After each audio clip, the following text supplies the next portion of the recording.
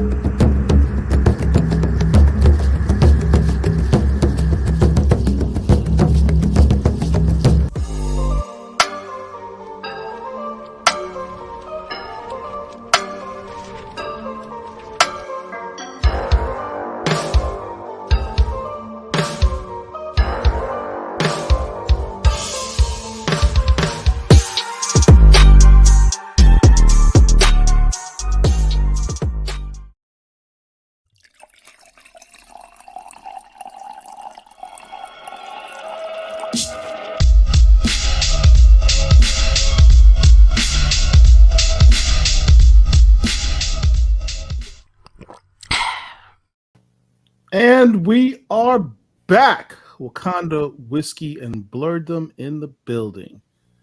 I'm your host, Paul, and with me is my partner, Marc. Oops, other What's going direction. on? What's going on? What's going on? I think that made my camera worse. Let's do this. You just did something with your mic, which made it sound real good. Yeah, I the what do you call that? The podcast bundle that I bought. I'm not using that microphone. I'm using my Law Zoom Court microphone is what I'm using. So Well, you look crisp. yeah, yeah. So what's going on? I don't know, man. You tell me. Another week, another 15 cents You making that much, huh? per hour. So, like, Paul and I were just, for those of you who've been with us a time or two in the past, typically we review a whiskey, right? If we're doing this show every week, that's a new whiskey every week. And that can go from 50 to 75 or more dollars. So I think what Paul and I have decided to do is to do it once a month as far as new whiskeys. So for me, I'm sipping on the Greenwood rye that we had last week is what I have. And what I've also done. So you still have that Uncle Nearest, right? I still have that Uncle Nearest rye version that I had last week. Right. So what I did, instead of just having the normal, just having the whiskey straight, I decided to make me a cocktail, and I made an old fashioned. And for those who don't know, an old fashioned is basically simple syrup, a couple ounces of the whiskey of your choice, and bitters. Stir, and then that's pretty much it. So, but what I'm gonna do is I'm gonna do a little something extra, and you've seen me do this before. Look at you showing off. Look at you showing off. This is officially a drinking flex for everyone who's watching. So I'm making a smoked old fashioned. So basically, this little topper right here, this little skull topper right there, has wood chips in it. And the wood chips that I have are a cherry wood chip, right? And so, it smells good. I wish we had smell-o-vision, because if you can smell this, it smells really, really good. So what happens is you burn the wood chips, the smoke goes down into the drink and infuses the drink. It almost looks like a beer with a head on it. Move it to your right. More to your right. More to your right. More to your right. I'm trying to spell Oh, you're stupid. You're dumb. That was funny. That was funny. Yeah, you say what's up to the people in the chat. We got H&H in the building. What's going on? The official Imperious Flex himself, our esteemed producer. We got Bryant C. Bizzle up in the building. Thank you, sir. Bot Boy. Good evening. Good evening. Over from the UK, our brethren, Afro SF Ian's Comics. Greetings from BCLs from the UK. We international, baby. I love the fact that we're getting more and more BCL members out in the UK. Appreciate y'all. All right. So look, this is Wakanda Whiskey and Blurred Them. And we just talked about our whiskey portion. Hold on, let me take my little swig. Damn, this is like a triple. This is probably going to cover me the whole night. Yeah, I already had one while we were waiting because we got a little bit behind. So you're already on one. It's great. I'll have to catch up. So we were going to move to the Wakanda section of our discussion because our boy dropped this week.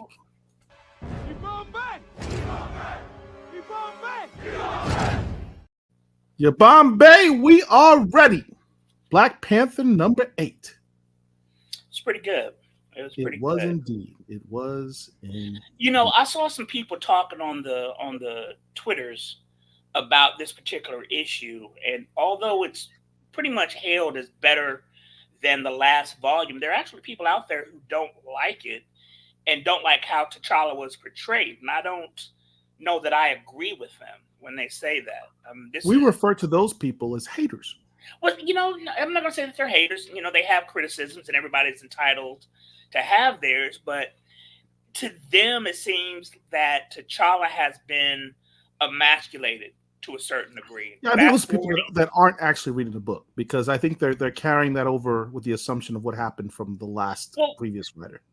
But here's what I'm talking about, right? And again, I'm not going to give any spoilers since the book just came out this week and people may not have had the opportunity to read it. But during the conversation that T'Challa is having on the train and how he's, you know, talking about stuff, basically that he's been humbled, some people just didn't like that for whatever reason. I took no issue with it personally. To me, this storyline with him talking about him being humbled reminds me of Thor, right? For those who don't know, I'm a huge Thor guy. In fact, Thor is my favorite comic for a long time before Black Panther was.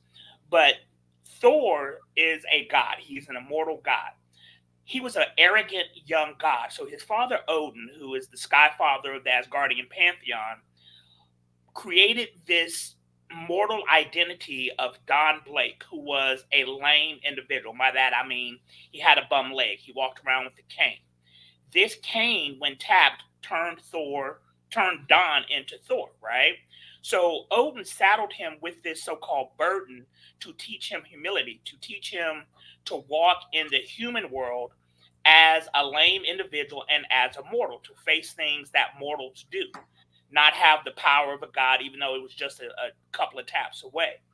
That's kind of how I viewed Black Panther. You know, even though he still has the heart-shaped herb running through his system, by being in Burning T'Chaka without the trappings of his wealth, without the trappings of his title as being the monarch of Wakanda, he's just kind of like a regular dude, so to speak. And that's kind of how I viewed his journey right now. Not, you know, all due respect to those who don't necessarily like it, I don't have an issue with it. Now, the question that I have, though, is it seems as if we did this already with the Man Without Fear storyline when T'Challa left Wakanda and was in Hell's Kitchen for Daredevil taking over Hell's Kitchen, protecting it for him. So, you know, it seems that we've done this before, but I don't necessarily have an issue with it. At least he's not getting his butt beat the way he was in the previous version. Well, here's the thing. The idea of deconstructing T'Challa, breaking him down to build him back up, that's not a new idea. It's been done time and time before by previous writers. Not just the guy who won't be named on this show ever again. But there have been other writers who have Coates deconstructed him.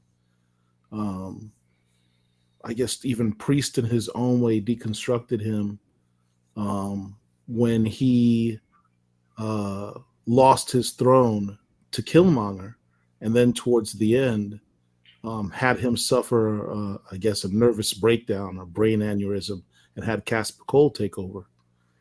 Um,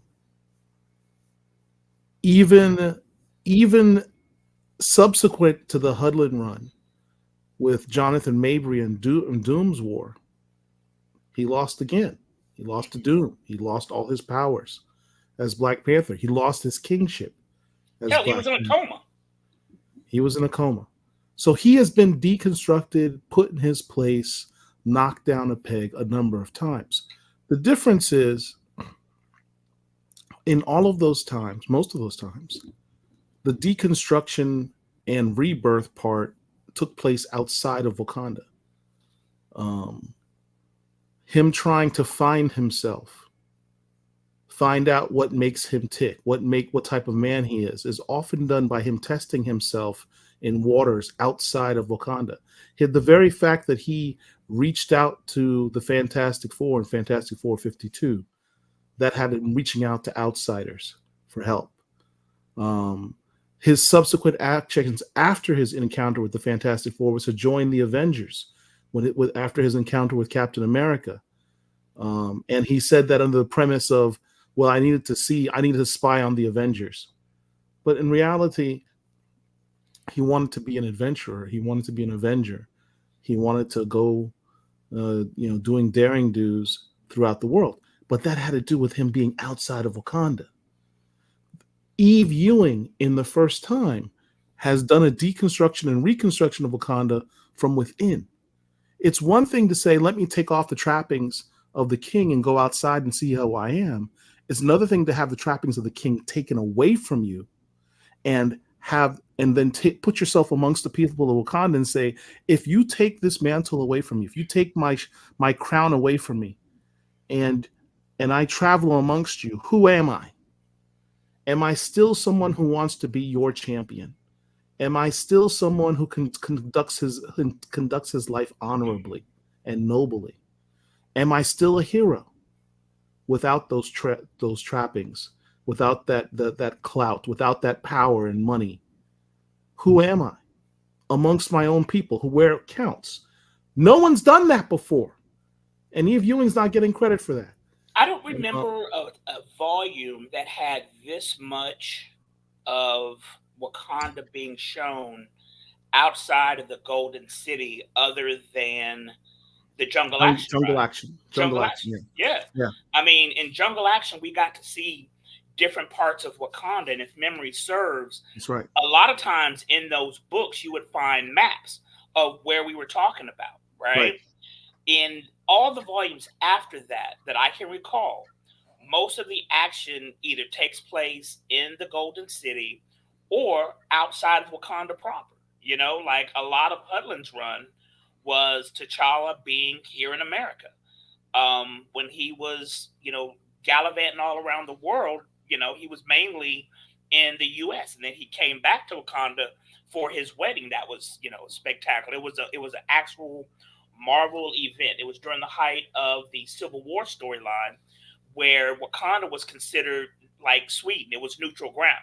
So all the heroes who were fighting and battling in the United States, Captain America on one side, Tony Stark on the other side, I'm Team Cap, they came to Wakanda and they had to leave all that beef at home to watch the union of these two very powerful, individuals in Storm and T'Challa. So we haven't seen Wakanda proper like this, and hats off to Dr. Ewing for doing that, because most individuals, they ignore all of Wakanda other than the Golden City. So I can appreciate and respect that. Yeah, she's doing a lot of good world building there. Yep. She's introduced interesting characters.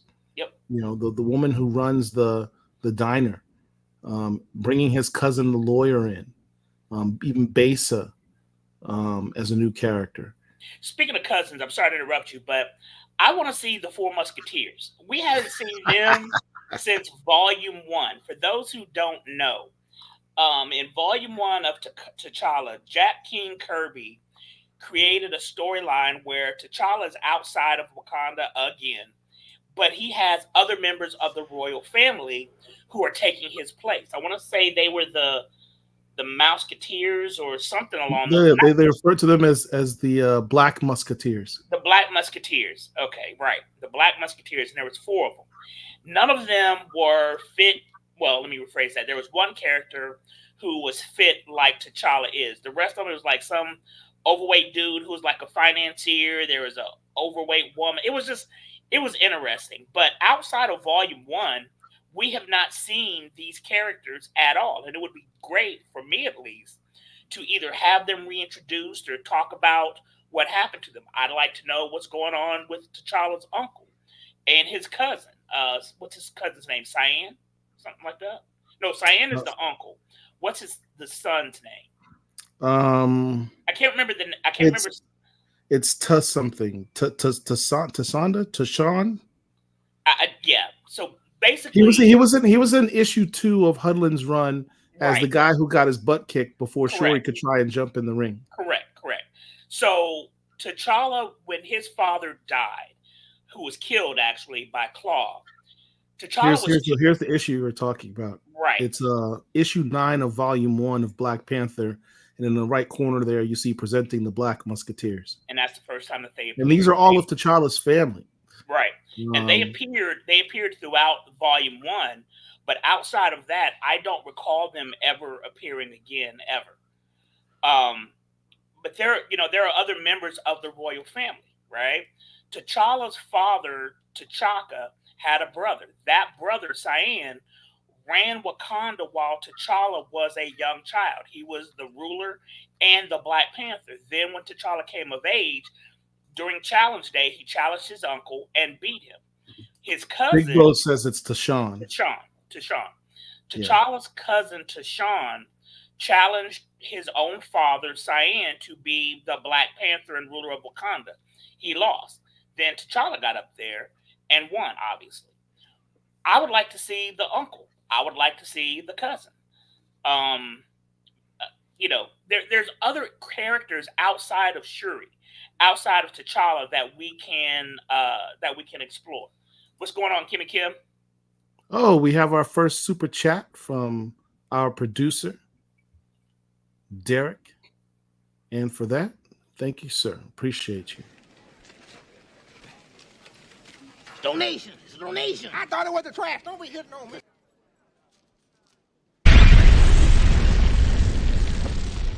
Thank you. Real quick, did you see Coming to America 2, the second one? Of course. What did you think? That's right. It was not Coming to America 1.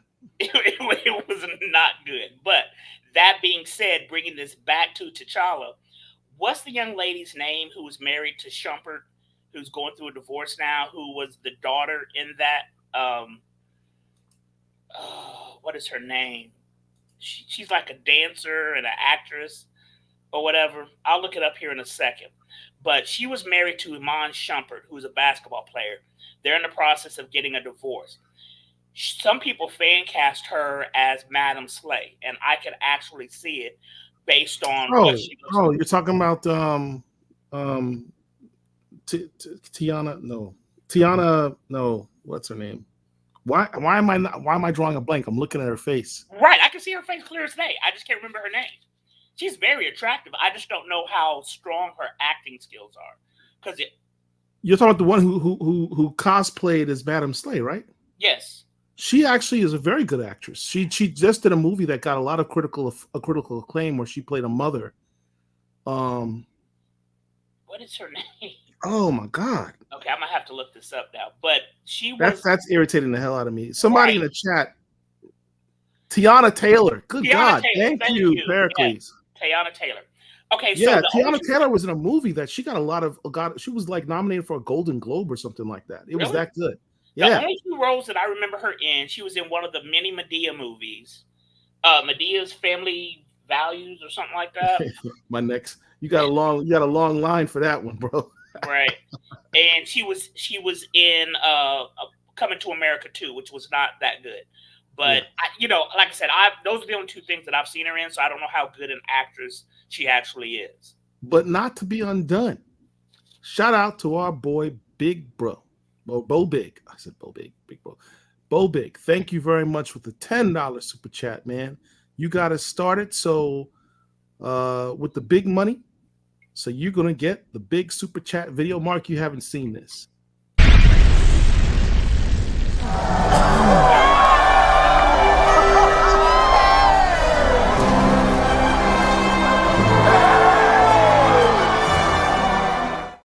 Oh man, R.I.P. Chadwick Boseman. God. Black Comic Lords slowly but surely trying to make the money so we can improve our channel. Yeah. Thank you very much.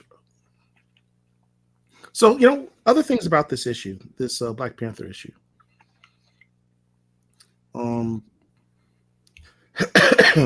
What did you think of the underlying Kivuma storyline that's continuing here?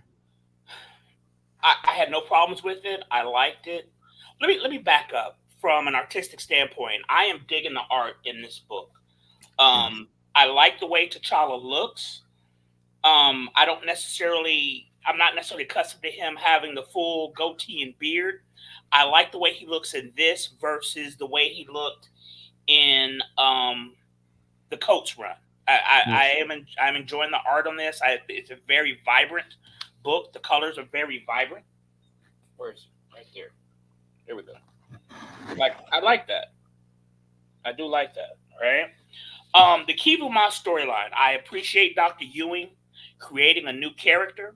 I like how she told how that character came about. She just didn't throw the character out there. Well, she did initially, but then she came back and told us who this character is, where they came from, gave their origin story. Oh, by the way, we were introduced to a new Black Panther who I don't recall us ever having heard of before. So she created somebody new to be part of the mythos. So I appreciate that. The Kivuma storyline is one that I think opens up the door because it is a mystic threat to having other characters come to Wakanda to help T'Challa fight this character. And somebody like, for example, Brother Voodoo. That would be dope. Huh? I'm going to write that down. I need to write some questions for e-viewing.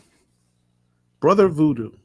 Yeah. I mean, this is the type of character because Kivuma. Now, without going into what's in issue number 8, Kivuma was introduced probably about issue number 4 or 5, something like that. So this isn't a spoiler.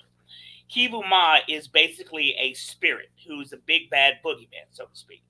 And T'Challa, who is not necessarily known for his mysticism, although he is the king of the dead, which isn't really touched on a lot since that concept has been introduced. He's more of I'm going to sock you in your jaw or shoot you with a laser or use my spaceship to blast you, okay? He's not necessarily somebody who's going to fight you on the astral plane. Dr. Voodoo or Brother Voodoo, whatever he goes by now, this is directly in his wheelhouse. So this opens up the door, to me at least, to have somebody come in. That's one of the things I like about certain books is you see characters outside of the main character. As an example, with Spider-Man. With the Gang War storyline, you find She-Hulk, you find Luke Cage, you find a lot of the heroes who have their own corner of the Marvel comic book universe who make their appearance in his book. We don't really see that a lot in T'Challa's books. Yes, during the Coates run, Paul makes mention of this quite frequently when T'Challa made his way back to Earth and he was fighting M'Baku, the one from space who was inhabited by the spirit of somebody. I can't remember right now because I hated that run. But you had all of these, pretty much every Black Marvel character show up in Wakanda. Not too often do you see characters outside of Wakanda who have ties to Wakanda show up in T'Challa's books. So this would be a perfect way, to me at least, to have Brother Voodoo make his appearance in the book. To that point, Bo Big has a question, and he backed it up with another super chat. So thank you, sir. Let's go.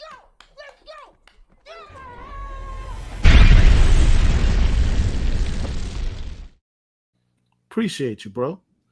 So here's this question. When you guys have a chance, I'd like to hear your opinion on the character Achebe from the Priest Run and if he'll ever be seen in live action. You know, it's funny that you asked that question. What would be the one actor to be perfect to play Achebe? I already know it in my head. I'd have to see the character because I don't have the character committed to memory, so I would have to see what he looks like in order to see who Let me pull up his character, because I already know what actor would be perfect to play him.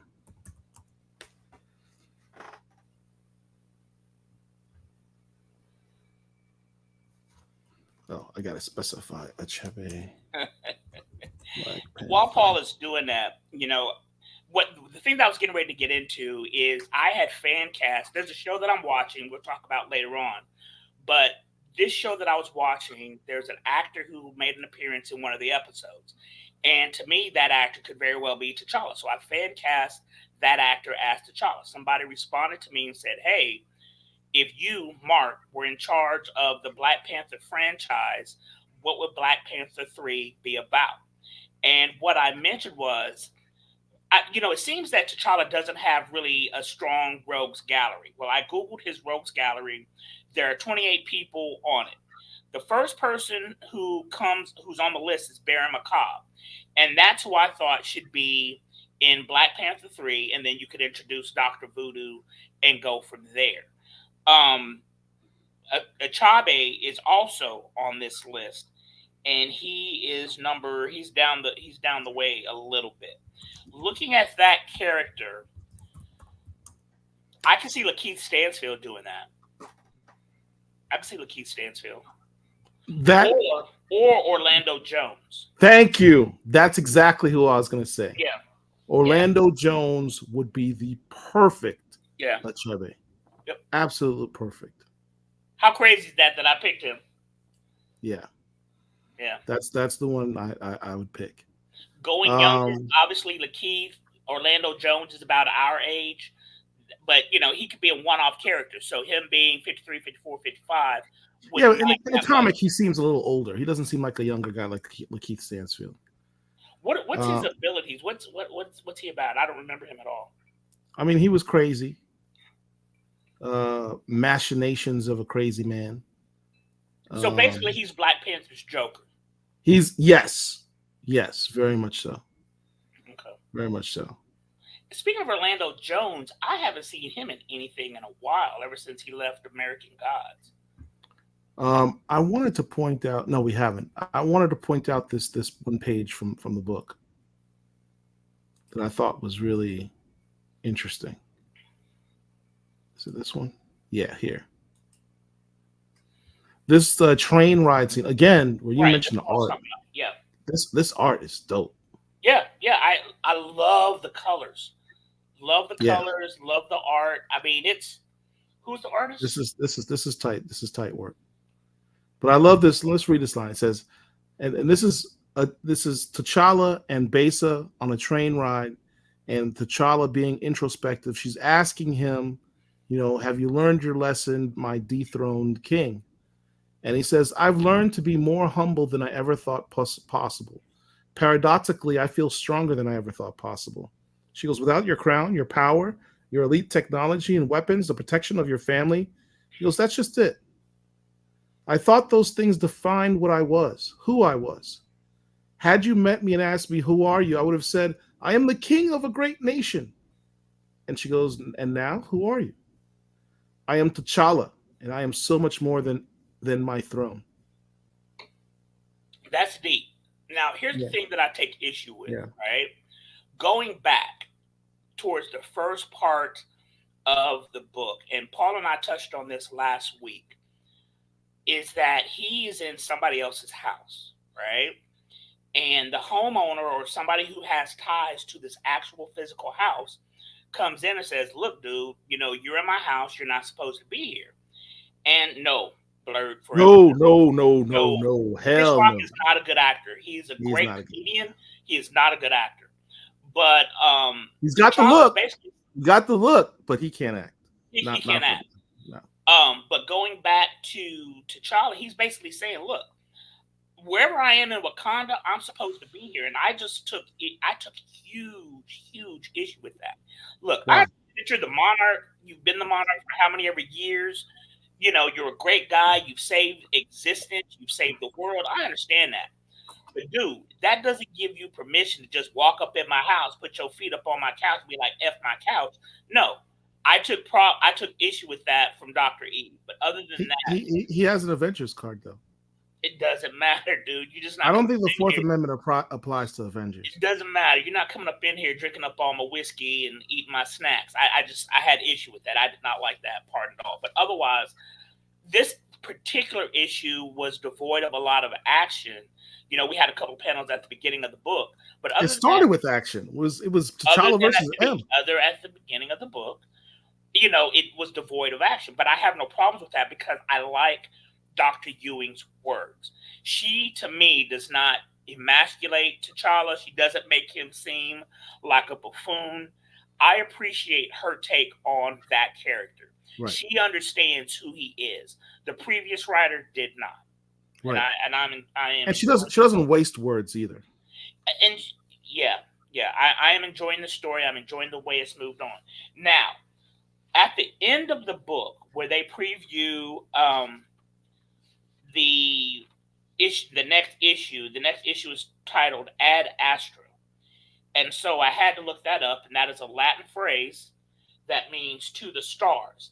And in this, well, I'm not going to say what they mentioned in this issue, but to the stars is what Ad Astra means. So when you read the book, keep that in mind for issue number 9. Isn't that part of a larger quote it probably Latin is. From as aspera as astra, which is something to the effect of through tribulation you can reach the stars. Look at Paul using his liberal arts degree for something. I am a classically educated individual. No, you're not. But it was a good book. I am enjoying this run. I have no issues with this issue. So, what's next? Jay asked, do you think Intele will add to the See We Can Focus on Other Black Panther conversations? Let's get to the real question that you're asking. Who's Intele? I don't remember that. Intele is the Black Panther that Eve Ewing introduced in issue 6? 2 issues before this with the creation of Kivuma. So this is a tough conversation, but I'll try and be brief, which you guys know is difficult for me.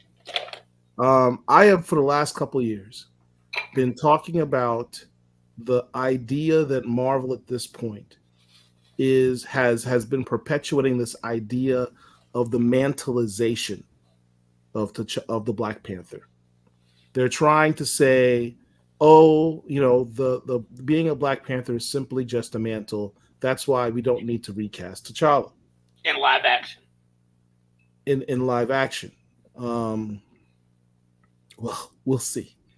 That leads to my next point. But so what they have done is focused on the argument of, well, there's so much more to the Black Panther mythos than the Black Panthers. There's all of Wakanda. There's Shuri. There's all the people. There's Adora Milaje. Yes, all of these elements have always existed, but it is clear to anyone paying attention, particularly the Black Panther fans, that Marvel has an agenda of trying to distract people from the idea that T'Challa is necessary for the Black Panther franchise. And so they're emphasizing Wakanda and everything else surrounding Wakanda without emphasizing T'Challa. And they want to emphasize that this is a mantle that can be passed on to anyone. It's not a big deal. Anyone can be Black Panther.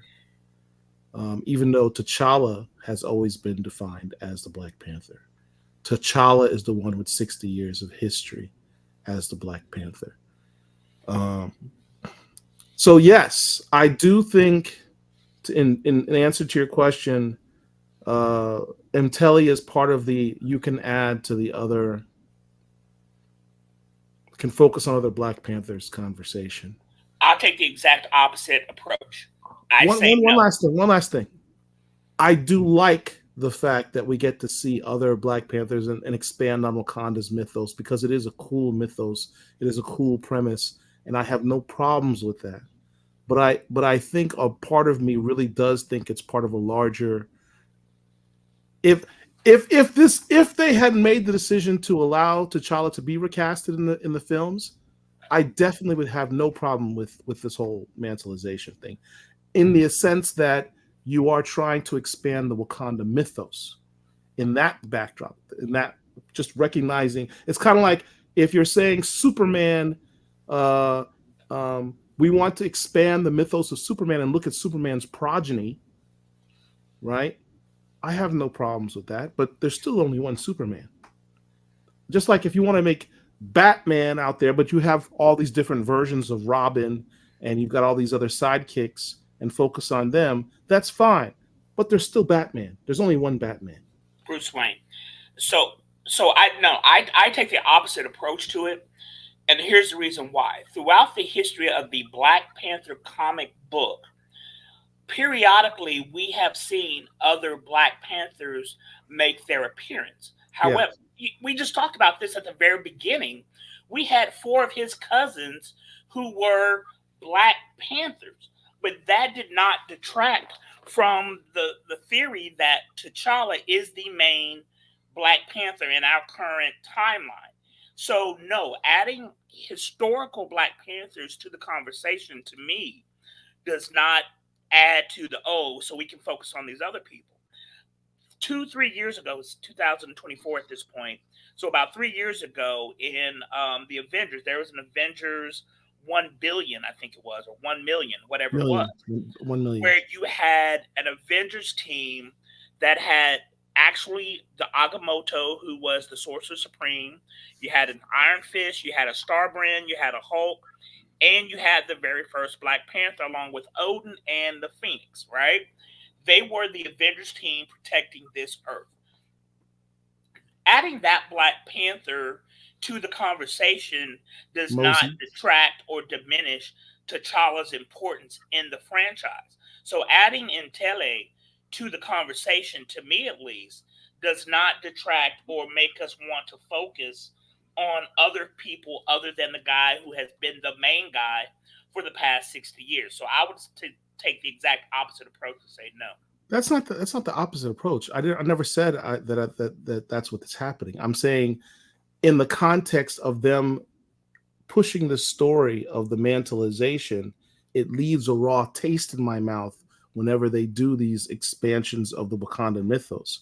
If they had not decided to not recast T'Challa, I would have no problems with it at all. But what's always going in the back of my mind when they do these efforts is, are they really trying to continue this mantleization agenda? And I understand that, but I don't look at it that way. I get what you're saying, but I personally don't look at it that way. Jay says T'Challa, Brielle, and Hunter's Moon will be in Blood Hunt, just to inform you all from Wednesday's live. Yes, I was there. Thank you, Jay. You're absolutely correct, and I'm terribly excited. I like how he pointed out 3 of the Black characters that's going to be in the book, and we know that meets the McDuffie rule that if there's 3 Black characters in the book, it's a quote-unquote Black book. But it's actually 4, but we tend to forget because the 4th character is Cap Falcon, Sam Wilson, which more and more people are forgetting about because it's a forgettable character, in my humble opinion. Bring back Falcon. Make Falcon great again. I told you I've seen Anthony Mackie a time or two at the cigar bar that I go to here. Did you go up to him and say, wouldn't you prefer to be Falcon again? No, I did not. But because he was actually talking to a dude who I know, and I was talking to the dude who I know, and he wasn't necessarily the most, outgoing individual to strangers. But I understand, he's a star, blah, blah, blah. But yeah, he has that reputation of being not so sociable. friendly, sociable to fans. Yeah. So what do we got next? So that concludes our Black Panther portion of the show. And next, we're going to get into our reads of the week. So, to that end, when we talk about comics, we're going to get into it a bit.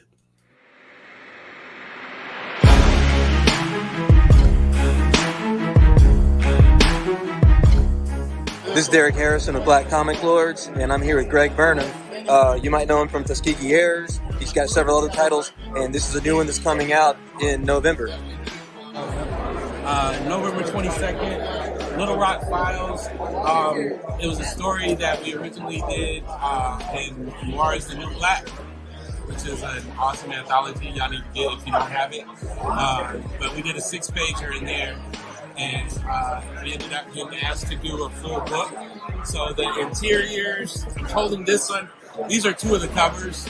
The interiors are being done by Quinn McGowan, who did this book.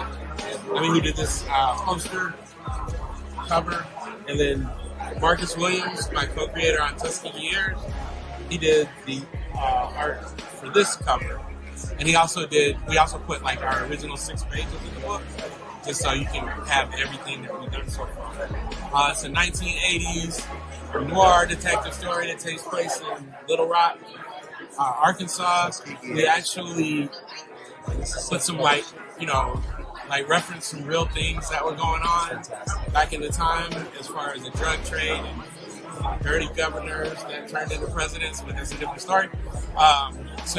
Check it out, November 22nd. It will be in comic shops. If your shop didn't order it originally, get in there and ask them to get you a copy. We're trying to do some really good stuff with this book, and we appreciate you.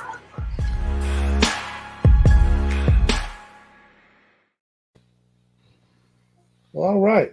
So we did Black Panther. Let's talk to some other books. Next up is Green Lantern War Journal, issue number 5. This is a dope book. What I really liked actually was the issue before this one, which when we had our show last week, I hadn't read yet. I finally got a chance to read it. Man, what I love about Philip Kennedy Johnson's version. Sorry to interrupt you. You want to move that chat? This right there. Say what? Jay's comment. If Brian Hill really knocks this Ultimate Black Panther out the park, maybe when the reboot happens, it could help push T'Challa back to live action. I don't think anything in comics has any effect at MCU stuff at this point. No, I was just saying move his chat out of the way altogether so we can see the books. What's on screen. What's up? Chillmonger's in the house, who apparently is not a fan of Jon Stewart. Well, he's Canadian, so I mean, what do you expect? It's all that free healthcare. Or good healthcare, I should say. Free and weed. So Philip Kennedy Johnson's take on Jon Stewart is unique singularly for this reason. Jon Stewart has different aspects of his life. There's the Marine, there's the builder, the architect, there's the superhero, there's the family man, there's the cosmic entity, there's the Green Lantern. But beyond being the Green Lantern, there's the superhero. What I mean by that is not only was he a Green Lantern, he was considered a leader amongst the lanterns, the most powerful lantern of all, which was a role previously held by Hal Jordan. Philip Kennedy Johnson, there have been previous runs with Jon Stewart in it where they have dealt with one or maybe 2 aspects of Jon Stewart. This run deals with all of them. I don't know how he's doing it, but he is touching upon each and every one of these versions or sides of Jon Stewart in this run. They're all getting their moments of shine. And these last 2 issues have been phenomenal. I don't want to do any spoilers on it because it's just how good it is. But it is clear that Jon Stewart, first of all, what makes a Green Lantern a Green Lantern is their will, their strength of will. And it's clearly evident that John Stewart is very special in that regard. His strength of will is clearly above many others. Right. And that strength of will is why he doesn't even need a power ring anymore. But the events of these last two books have redefined the character, but certainly have defined him as the most powerful Green Lantern for a reason, and explores those reasons. And just as a side, I mentioned this before, the side story about him and his mother is, man, that tugs at my heartstrings on a whole bunch of levels for a whole bunch of reasons. I feel in that story, like I feel in that story. This part of the story has been articulated in previous issues, so it's not a spoiler. But John's elderly mother is suffering from either Alzheimer's or dementia, something obviously that affects her mental well-being. My grandmother, God rest her soul, suffered from that. So I personally also can appreciate and relate to what John is going through in that regard. For me, although I'm enjoying the book, number one, the art is spectacular. I really, Art is fantastic. there are a lot of good artists out there. Look at this right here, right? That's John's mother, right? Hold on, let me make you big. Oops, wrong one. Okay, that's John's mother, right? Look at that hair. That is a black hair. That is a black woman's hairstyle, right? I mean, it's very extremely well done. Hold it up again. There you go. Okay, hold on. You would do that when I change the page. Hold on. Here it is, right here. Like, that is a black woman that many of us have seen in our churches, in our neighborhoods, in our communities, hell, in our families. Right, in our own families. Like, that, the art is spectacular in this book. Shout out to whoever the artist is. Oh, that page you just showed, without giving spoilers, showed John do something with his powers that I have never seen any Green Lantern ever do before. John, what he does two things in this particular issue that I've never seen a Green Lantern ever do before. John is equivalent to a god. Let me just put it that way. Yeah. The way he utilizes his powers in this specific issue make him akin to a god. Whatever you think of a god is in fiction, that's the equivalent of what John Stewart is. And it really is a salute to Jeffrey Thorne's run, who's the one who gave him those powers. Which is what I was getting ready to say. Even though I am enjoying this book, I like Jeffrey Thorne's iteration better. But I am also enjoying this too. And shout out to Steele. Steele makes an appearance with his niece. Now, wait, are you trying to tell me that Steele, his niece Natalie, Natasha, and Jonathan Stewart are in the same book? So that makes this, by definition, according to what you're saying, was the McDuffie rule.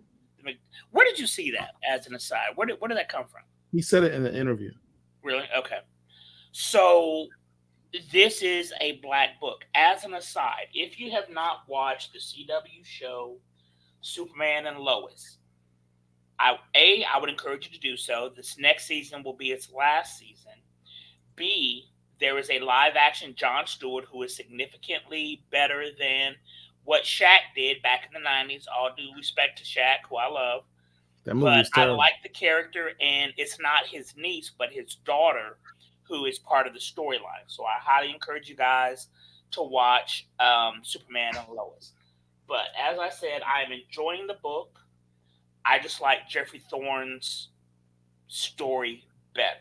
But this is a good book. It is a very good book. This is a book I look forward to reading every month. It goes to the top of the read list once I receive it. Hats off to Philip Kennedy Johnson's. I have a question. This is for you, Paul, and this is for everybody else. So those of us who are comic book collectors, and I imagine most of you guys are, or most of you people are, who are watching us right now on a Friday night at 10 o'clock Eastern time. When you go to the comic book store on Wednesdays and you get your stack, and then, I put them into my COZ app. When I sit down and get ready to read, this is for Paul and anybody else in the chat. When you get your stack, the ones that you're really looking forward to reading, do you put them at the top and get them out of the way? Or do you save them as the dessert to everything else that you read? I'm really interested to know what people say in the chat. So go ahead and let me know. The ones that you're really looking forward to. As an example, let's say you're looking forward to Black Panther or Green Lantern War Journal. Do you read it first or do you save it? Paul White Davis, what do you do? First of all, don't use my full government name. The answer to that is it depends on how much time I have. If I know I've got a couple hours of undisturbed time, I'm not going to be bothered by work, family, life, what have you. I will put the stuff that I want to read the most at the end so I can savor it. Whet my appetite with some appetizers before I get to my meal. If I know that I don't necessarily have a lot of time, I ain't gonna wait to read the best books. I'm gonna put those at the top and read those right away because I don't know how much time I have. I always save, for me personally, I always save the stuff that I really want to read at the end, so I can. Chillmonger says he reads the best first. The best first. I always save it. You know what I'm saying? He goes, Green Lantern War Journal is after last. He really doesn't like. I need to ask you, bro. Like, why don't you like Jon Stewart? Yeah. I mean, it's a dope book. I don't understand why you don't like it. Yeah. For me personally, I always like to save it. That's interesting. That's 3 people basically who say read the best ones first. I say the best. Right. Reads the best for last right now. Blade be at the bottom. Right. I agree. You don't like Blade? No, it's not that he's saying he doesn't like Blade. It's that he's looking. Oh, best for last. Yeah. Blade is at the bottom. I get it. Yeah, sorry. That's what I do. Right. Like I'll read, I'll read the X-Men. I'll read Wonder Woman. I'll read, Bobik also reads the best first. Yeah, no, I save it for last. I absolutely save it for last. You should create a poll on Twitter and ask folks, see what they say. Well, at the moment, I've got to deal with the fact that I love how Derek makes these recommendations, but he makes trying to find his recommendations difficult. Read the best first. I don't know, because I'm gonna be, if I read the best first, what I really enjoy, while I'm reading the other stuff, I'm gonna be thinking about what I've already read. Mm-hmm. So I want to focus on, my Wonder Woman, my, Avengers, my Alpha Flight, Fantastic Four, whatever, just the light stuff, get it over and done with and out of the way. Oh, okay, that was a cool Fantastic Four storyline. Oh, that was cute, blah, blah, blah. Then sit down, get my stick. All right, cool. Let's get into Black Panther. Let's get into Blurred Forever reads the best first. Fan for Collecting reads the first. Wow, that's interesting to me, guys. Because that's I gotta call somebody out. Because Chillmonger, you've been hating on my man Jon Stewart, and for that you get this.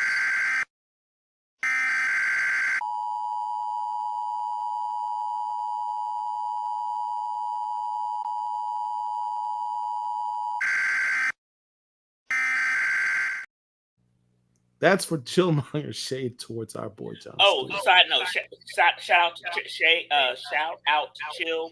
He wanted me to be on his show last night, but I had yet to read Black Panther because I was saving it for last. I had read, I was in the midst of reading all my other stuff, so I had not yet read Black Panther. You gotta go for what's going to leave a good taste in your mouth. So that's what you meant by shade alert.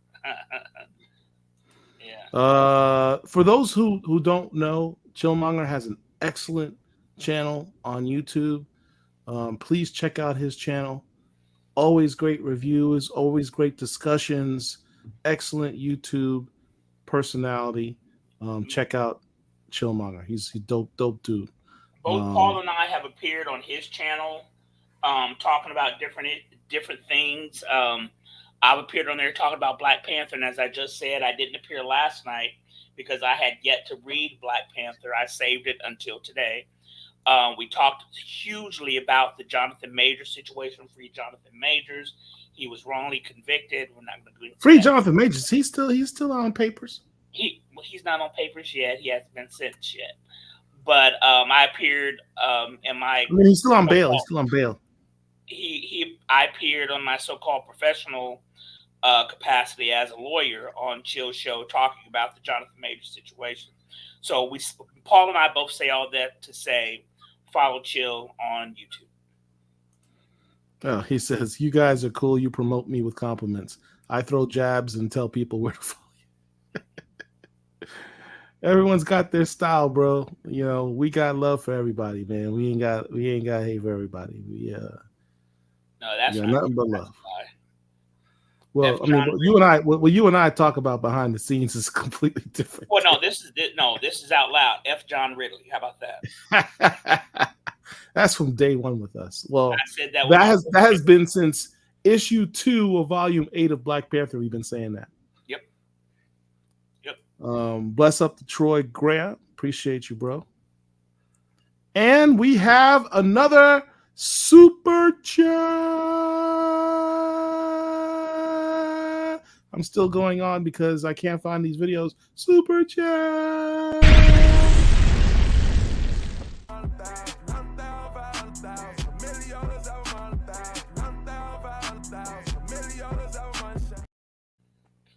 That's funny. There was a time in my life I probably would have liked to have had a money gun.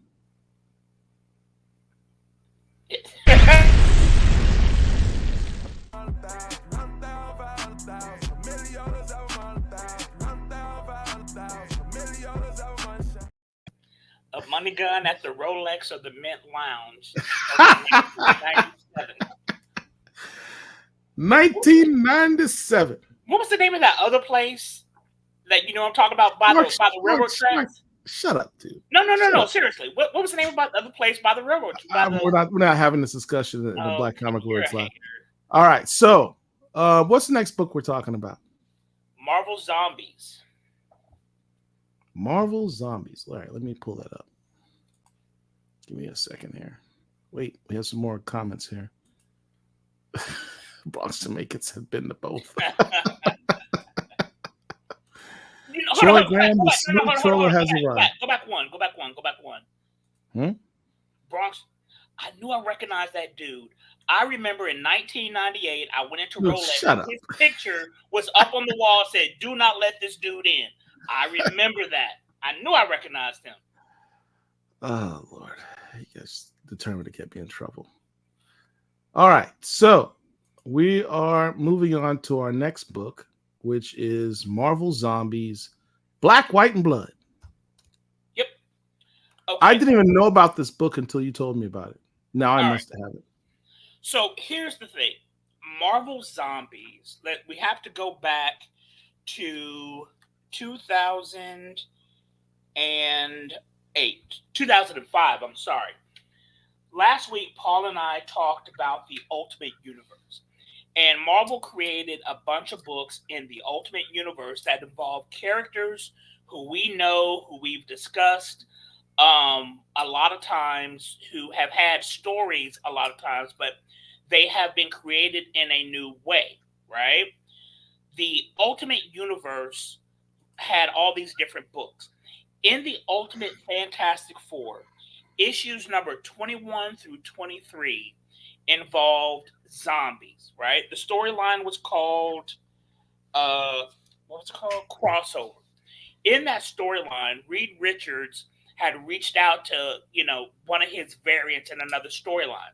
So he goes over to visit his variant. Well, his variant was trying to get him over there, basically so he could eat his brains. That universe that Reed was going to was populated by zombies, right? Wait, you failed to mention who was the writer of this story. I'm getting there. I'm Oh, getting there. my bad. Go ahead. Yep. Go ahead. Yep. Proceed. So this was, like I said, this was issues 21 through 23. As an aside, in Fantastic Four specifically, and I can't speak to any of the other Ultimate books, but on the cover of the books, if you didn't want to read all of the 50, 60, 80, 100 issues, if there was a specific storyline that you were interested in, it had it on the cover of the book. So this specific storyline with the zombies has it right there on the book. It tells you crossover number 1, crossover number 2, crossover number 3 involves the zombies, right?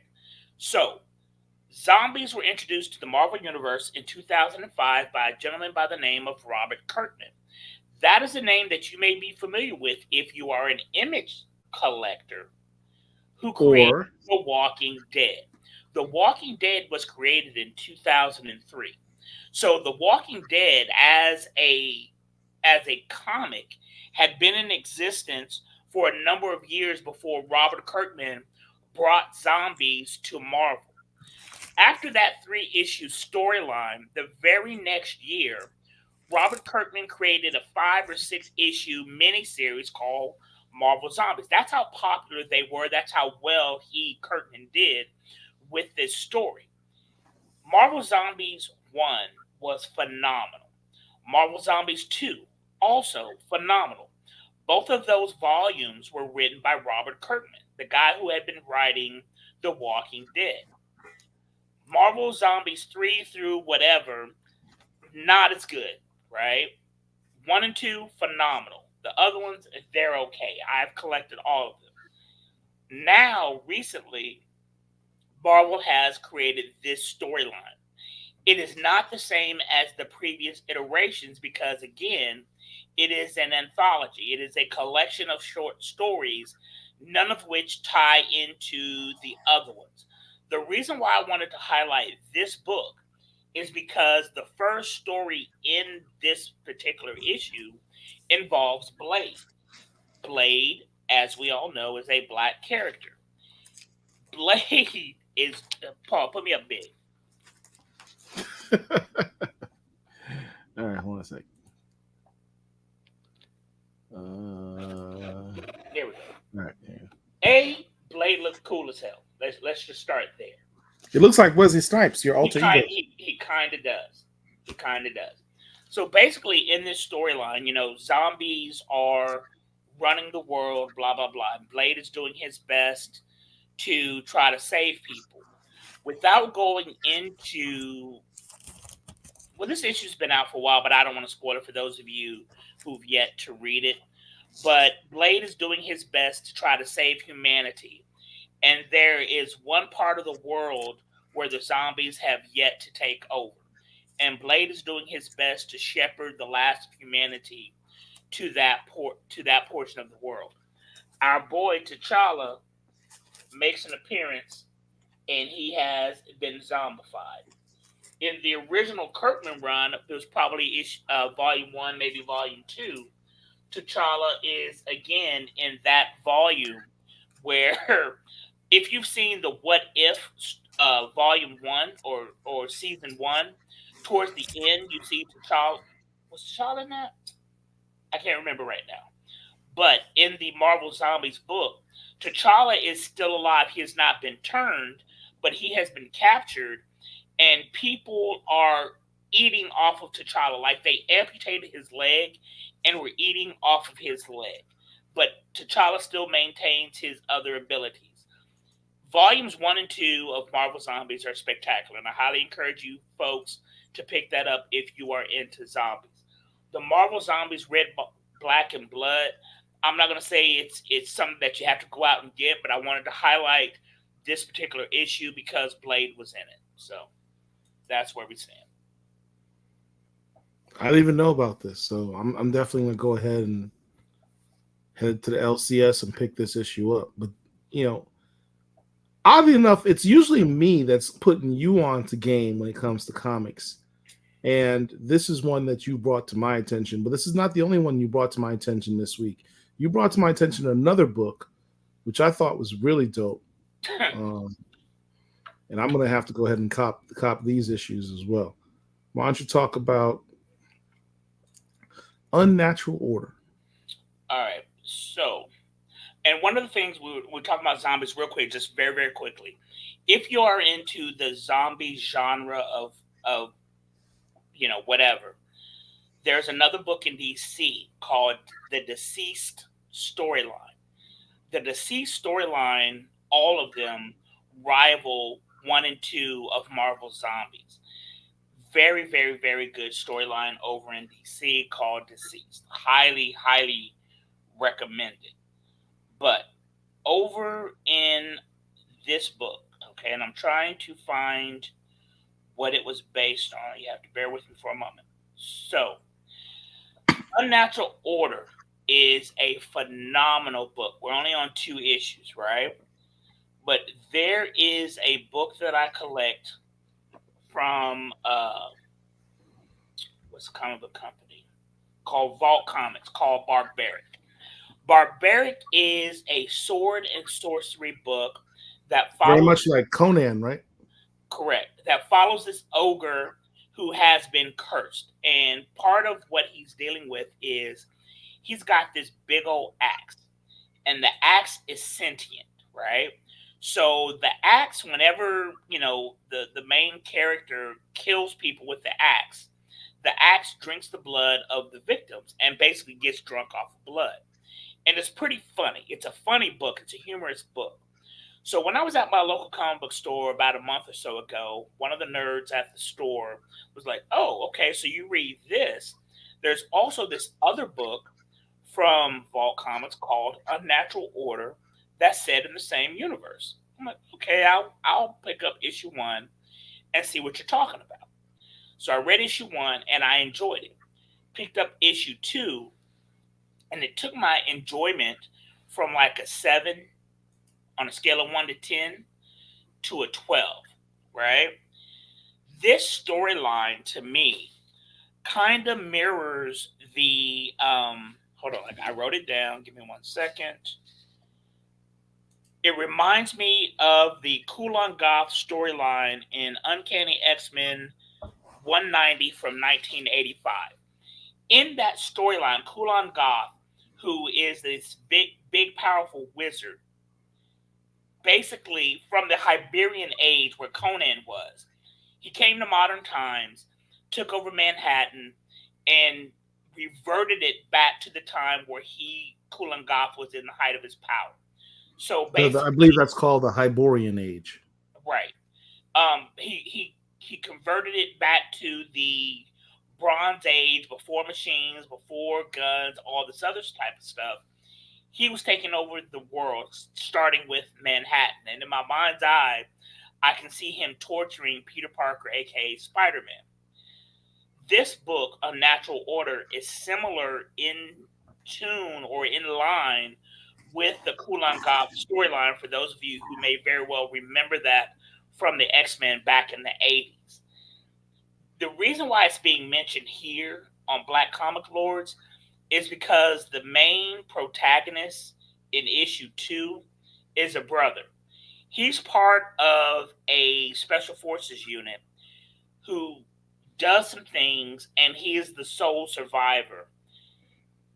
Listen,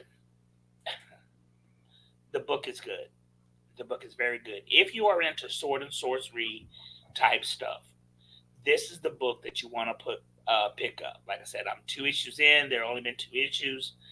Very, very good book. Unnatural Order, highly, highly recommend. Yeah, I mean, I've managed to scan a couple pages. Book looks actually kind of dope. I'm gonna check this out. Telling you, man, we complain and we belabor the point that we don't see enough of us in comics. But if you check out independent comics, we're all over the place. Boom Studios. Let me interject here. Vault Comics is an independent label. To me personally, Image Comics is no longer independent. There are the big 3 now. It used to be the big 2. Marvel and DC. For me, it's now the big 3. Marvel, DC, Image. The reason why I say that, Image has expanded outside of the printed page. They have had live action shows, movies, and also cartoons. Don't forget, Invincible is an Image comic. This is the brother who is in Unnatural Order in issue number 2. Highly recommend it, guys. If again, especially if you are into sword and sorcery, this is the book that you want to read. If you don't like it, let us know next week. Highly recommend 1 and 2 of Unnatural Order. I don't know where it's going, but where it's been thus far, cannot say enough good things about this. Yeah. All right. Well, that is all of our books for this week. Mm-hmm. We're going to go into the What You Watching section. We got a commercial coming up.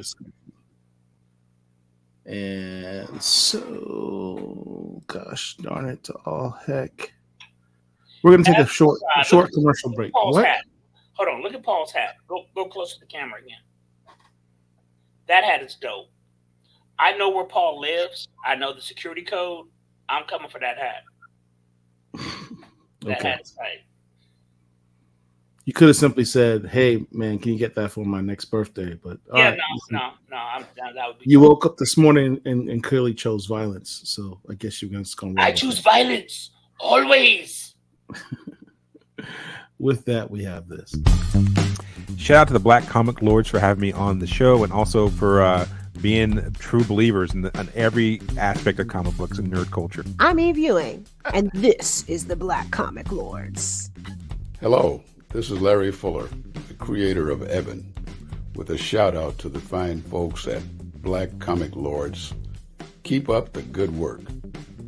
Hey, y'all know it's me. This is OMG, and this is Black Comic Lords. Black Comic Lords.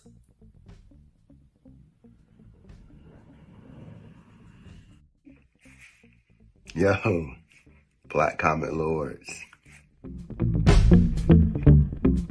Black Comic Lords. Black Comic Lords with your boy Lonzo Starr. Check in. You're here with the Black Comic Lords. You're here with the Black Comic Lords. Stay demented. I am Professor John Jennings, and I'm a Black Comics Lord. Black Comic Lords for life. Let's go. BCL for life, baby. Black Comic Lords. Black Comic Lords. Follow. Subscribe now. Yeah. Yo, we need to get Brian back. We ain't talked to Brian and Pat in a minute, man. I was just thinking about that. You know, my man, hold on a sec.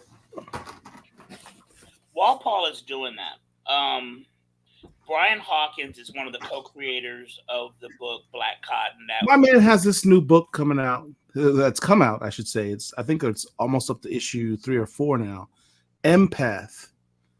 We need to bring the brother on so he can talk about his right, new book. And that's what I was saying. And as an aside, I'm looking it up right now. He actually just cut a deal with which company? I want to. Jesus, is it Black Box? I want to say he just cut a deal with Black Box, or it might have been Second Sight, if I'm not mistaken, where he's now an official writer on that label. So, yeah, my brother's doing a lot of big. We need to bring him back. Right, that's what I was just saying. And as an aside, Brian actually he created a book called The Vineyard that was on an independent label. And I don't remember what the entity was that was creating these different awards for different comic books or whatever. But Brian Hawkins had the best book for that specific entity with his Vineyard comic book. And I'm looking through trying to look through his Twitter real quick. Here we go. All right, so the winner of the REMMI for Best Aftershock Book for 2023 is The Vineyard. Now, I'm not familiar with REMMI, but the Twitter handle is We Have Issues, a.k.a. Whip Podcast. And so I guess, they went through all these different books or whatever, and they rated Brian's book, The Vineyard, as the best Aftershock book from 2023. Brian is a friend of this channel. Shout out to him for his award for the best Aftershock book called Vineyard. Absolutely. I'm gonna reach out to brother and see if we can get him in on sometime soon. I actually literally just texted him, so we'll see if he responds. Night Watch agrees with. He says, I 100% agree. Image is no longer an indie publisher. They have a huge market share of the industry. That is correct. When you have a movie and several TV series, you're no longer independent. Okay, Vault is independent, right? Chillmonger says, I'd say the big two took a dive, allowing for Image to be on their level. I think there's a lot of truth to that. I don't agree with that. I don't agree with that. No, I think the numbers show that Marvel and DC has slipped a bit, and a lot of independent comics have really stepped up. These publishers like Boom and Vault are Black Box, Dark. We don't have Dark Horse as much. Aftershock. Thank you. That's the one I was trying to think of. Aftershock. They've really been killing it in comics. But like I said, for me personally, it's not just what you do in the printed medium. If you expand outside of the printed medium with live action or animation, you are no longer independent. So that's why Image for me has not been independent in 20 years. Shout out to my boy Armistead Gwaltney. Is Brooklyn in the house? Without a doubt. All right, so we're going to talk about what you're watching, man. You brought up some shows that I had not watched. Right. I tried to watch one of these shows, and quite frank, last night, and I honestly fell asleep. But let's talk about it. All right, so the first show I want to talk about is Bookie, right? No. We're going to talk about the other one show first.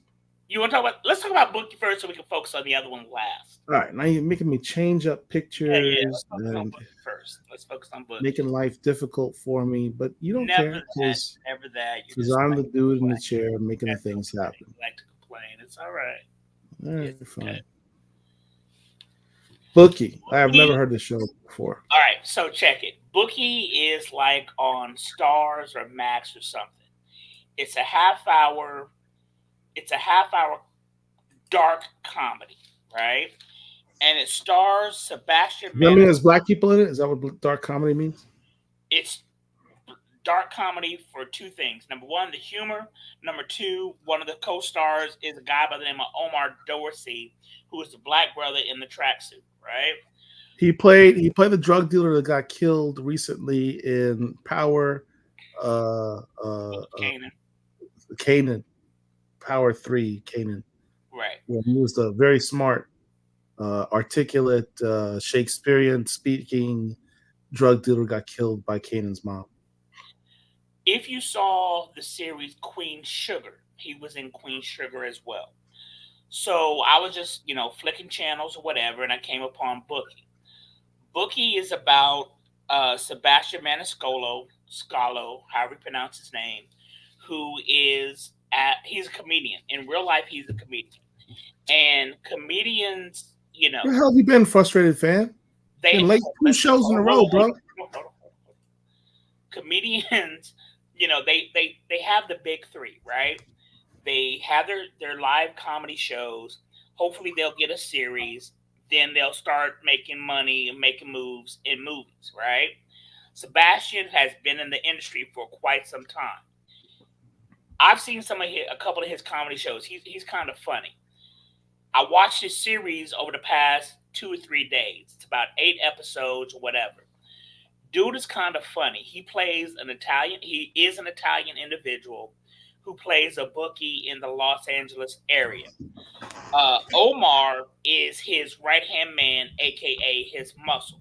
So if somebody doesn't pay up, they stick the big black man on them. Omar's character... I need my $2. Right. Omar's character is a former NFL player who was bounced out of the league after an injury. Listen to me. This show is funny. This show is very, very, very funny. It's on HBO Max. Highly recommend. On a scale of 1 to 10, personally, I give it an 8.59. This show is very, very funny. It's not the type of funny that you would find like on the Jamie Foxx show or the Cosby Show back in the day, but the humor surrounding Sebastian and Omar making bets, trying to get their money, it's very good. And one of the other stars is an actor whose name I don't know. But if you saw the Rock show Ballers, which is a great show, Ballers on HBO was a very, very, very good show. The guy who ended up being the Rock's partner in their, agent business, he's also in Bookie. I just don't know that actor's name. He's like a bald-headed white guy. Yeah, he's a funny dude though. He is a funny dude. He's in this show as well. Cannot say enough about Bookie. Highly recommend if you have it on one of your streaming platforms or the Max. 8 episodes. You can knock it out in a day and a half because the episodes are only like 25, 27 minutes long. Highly recommend. Okay. Yeah. Well, I'll have to check that one out. Mm-hmm. Let's see this other show that you had recommended. I tried watching the show. I fell asleep watching it last night. Well, it was at 7:00, so that's not surprising. I'm not your age. No, it wasn't at 7:00. I'm sorry, 7:30. My bad. Let's talk about the show In Your Dreams. All right. So one of the things I still don't know what the hell the show's about. Right. One of the things that a lot of Black folks complain about is how we as Black folks are not represented in fantasy type shows, movies, or whatever the case may be. Yes. In Your Dreams is a fantasy show on Amazon Prime, right?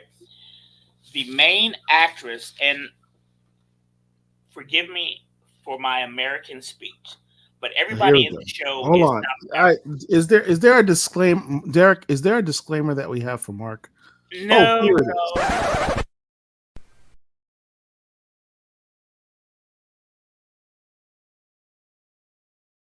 We had to create that after It's a couple not a things that you view. It is not a view. It is a position of me being an American, not being in South Africa, not knowing how they pronounce their words. But the show stars a young lady by the name of Didintefle Kono, and I know I pronounced that wrong. A guy by the name of Jesse Sontele and Kirishon Naidu. Okay? So in Your Dreams, in the middle of that picture that Paul has up on the screen is a totem. The show is based in South Africa. That totem, if you wish upon a star, so to speak, it will make whatever your dreams are come true. And so Night Watch says the production quality surprised me. The production could very well be better, right? But it is a fun show. If you're expecting something along the lines of Succession or The West Wing or whatever the case may be, you're not going to get that. This is a fun, lighthearted show that deals with fantasy. And at the end of the day, the young lady, Didintele, she's basically Indiana Jones, right? She goes out trying to find artifacts to, keep them out of the hands of colonizers, et cetera, et cetera. And the totem or the artifact that she has in the middle, if you say certain things, it'll make certain dreams come true, and then you can wish upon a star to make whatever you wish for come true. It's a fun show. It is on Amazon Prime. If you have it, I would encourage you to watch it.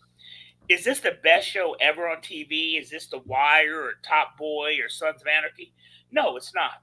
Shout out to Top Boy. You'll do Top Boy reference. I think I'm gonna let that slide. Yep. It is a fantasy show that stars and is centers on Black people. We're not always featured in fantasy shows. This has nothing to do with drug dealing. This has nothing to do with trauma. None of that. It's just a fantasy show that also happens to star black folks. So I highly recommend. I feel attacked on that drug dealing reference, given I'm that's sure. like half of my television watching I'm repertoire. sure. Paul and I actually talked about this last week, and all the shows that are actually kind of good, but they involve black drug dealing, right? Drug dealers who are harming our community. Snowfall, Power. As I say, it is a guilty pleasure because I Which know I I shouldn't like these shows. I shouldn't be supporting these tropes in our community. But the shows are very well Damn, written. the shows They're are very good. well acted. They're good shows. But this is not that type of show. Like Night Watch says, she's like a black Tomb Raider. That is absolutely correct. And oh, by the way, that actress, Paul can't say this because he'll get in trouble with his wife, but Wow. You gonna put me on blast like that? yes, I am. Yes, I am. I've had 5 of these, so yes, I am. That young lady, I want you to look her up on Instagram, okay? Her name is spelled Didintle, first name. Last name is Khono. Put that into your search bar on Instagram. You'll see what I'm talking about. She can act, and Night Watch said it. Yeah. There's no other way to say it. Especially episode 3. When you make it to episode 3, I couldn't even make it through episode 1. Well, you fell asleep at 7:30, so I understand. But listen, when you watch this show, forget watching the show. Just go to Instagram. The name that I just said, yeah. I think Derek's drinking at this point. Black drug dealers and black men. What do those two have to do with each other? I don't know. He was on his Cat Williams, I guess. I don't know. But I say all that to say, In Your Dreams is a show worth your time. It's about a 45-minute show. It is a funny show. I enjoy it. Go ahead and put the comments up real quick. That was it. That was last comment. I don't watch those type of shows. Seen enough of them before. Yeah. I think he's referring to the drug dealer like, shows. The Godfather of Harlem is a spectacular show. Yeah. Although there are drugs in the show, Godfather of Harlem is more of a historical, piece more so than anything else, because they got the references to, Adam Clayton Powell and Malcolm X and Bumpy Johnson, who Bumpy is a Johnson. I mean, we're talking about real historical figures. That's what I appreciate about Godfather of Harlem.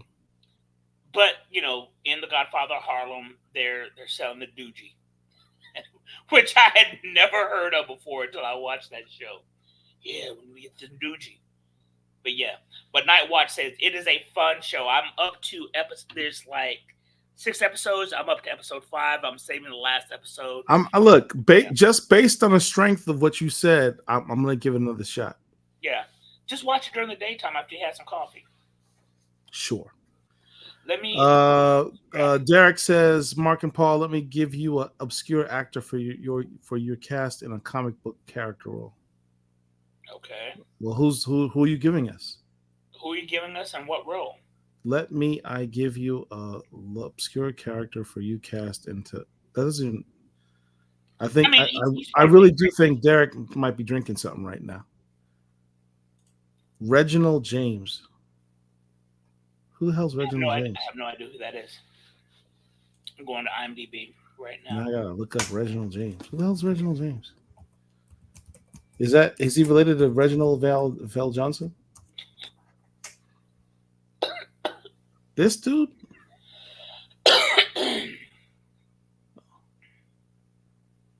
I mean, I don't know who this dude is. I've never seen him before. Oh, he was in Heroes. Heroes? He wasn't in no damn Heroes. Yeah, he was. As what? He wasn't the Haitian dude. No, he was not. The only black dude I remember from Heroes was the Haitian dude. Right.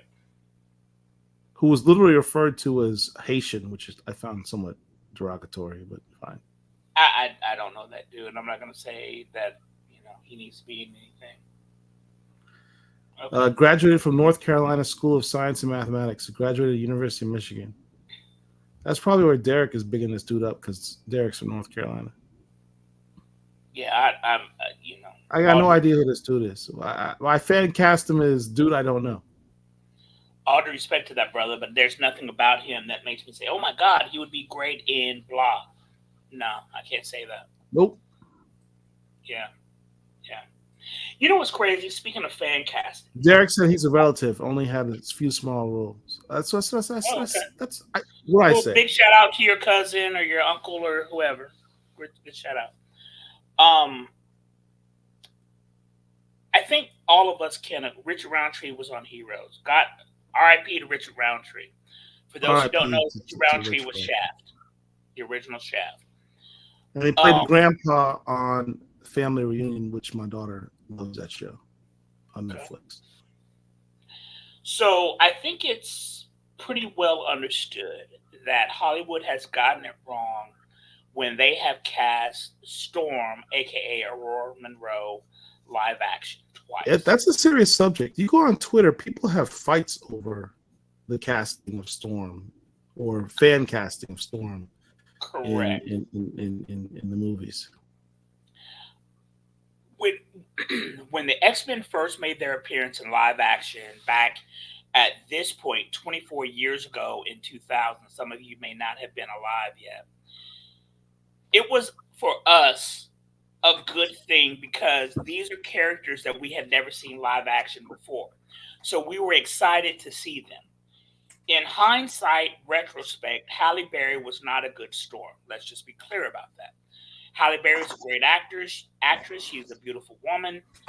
My first recollection of her was in The Program, which was a 1993 football movie, which I absolutely love, that stars Omar Epps. She's a great actress. She was not the perfect actress to be Storm. The reason why I say that is Storm has typically been drawn to be a tall, darker skinned woman, right? Halle Berry is not that. Then when you factor in the Fox X-Men cartoon, in our mind's ear, for those of us who watched that cartoon live action, Storm had a certain voice. It was more of a regal voice with an accent. Halle Berry didn't do that at all. She may have done it for half of X-Men 1, but it never made its appearance for the remainder of the X-Men movies. Then you had the, X-Men movies of the late 2000s where Alexandra, whatever her name is, something Shipp, played the role, who is another lighter-skinned, brown-skinned woman. So for the past 4 to 5 years, I personally have fan cast nothing but darker skinned women to be Aurora Monroe. There's a particular individual on Twitter whose name I don't know, but when I was fan casting this, Naomi Campbell? No, she's too old. She can't act. I fan casted a lot of black actresses to be Storm, and not only were they black, but they were beautiful and they have a dark complexion. This particular account, for whatever reason, took issue with the fact that I was fan casting darker women. And his position was, well, as long as the actress is black, it doesn't or shouldn't matter, as long as they can be the role. So in a sarcastic manner, I mentioned Paula Patton. Whenever you finish doing whatever you're doing, Paul, if you can bring up Paula Patton's picture, you can see who Paula Patton is. Paula Patton is a beautiful woman. She was married to Robin Thicke. She's done fine. She is a C-level actress, but I'm sure with the right material, He's too light-skinned. she can do fine. But this particular account said that if Paula Patton outacts any other actress who's up for the role, she should be fine. At that point, I never took that person seriously because, all due respect to Paula Patton, not every actor or actress is right for every role. As an example, Jack Black is a phenomenal talent. He is absolutely hilarious. Would you fan cast Jack Black as Superman? Most of us would say no. Why? Because he's short and fat. Paula Patton is a beautiful woman. There are a lot of things that I would like to do to her 30 seconds at a time, right? Dude, come on, man. Are you trying to make us lose money? Should she play?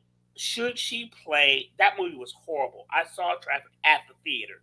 That movie was so bad. Oh my God. All due respect to Omar Epps, all due respect to her, that movie was horrible. I saw it in the theater. Jumping the Broom was fun. That shout out to Laz Alonso. Mother's Milk, aka Mother's Milk and the Boys. Deja Vu she was in. Paula Patton is a fine actress, but not in this picture. She was fine in that. She was fine in that. She's a beautiful woman and she's a fine actress. With her light skin, should she be Aurora Monroe? Absolutely not. Hell no. I just find it interesting. Not everybody took the same position, but there are a lot of people who pushed back against those of us who wanted a darker skinned actress to play the role of Aurora Monroe. And I just find it interesting, especially considering the fact that I feel that Hollywood got it wrong twice.